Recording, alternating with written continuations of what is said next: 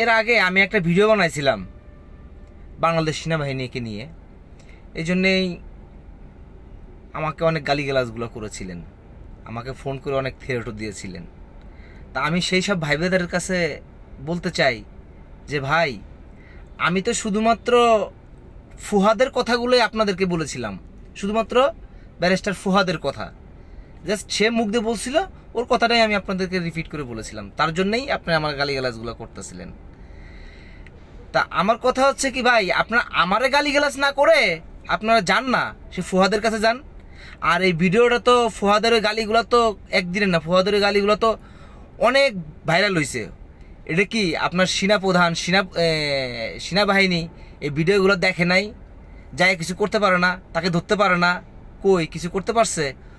এই যে এর একটা চুল ছোড়ার মতো ক্ষমতা সেনাবাহিনীর নাই, ওই ফুহাদের একটা চুল ছিঁড়ার ক্ষমতা আপনাদের সেনাবাহিনীর নাই। সেনাবাহিনীরা পারে শুধুমাত্র গোপালগঞ্জ যায়, এছাড়া আর সেনাবাহিনীর কোনো জায়গায় ক্ষমতা নেই বাংলাদেশের।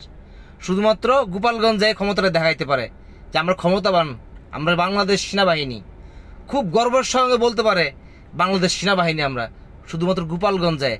আর বাংলাদেশে কোথাও যায় বলার মতো ক্ষমতা সাহস সেনাবাহিনীর নাই।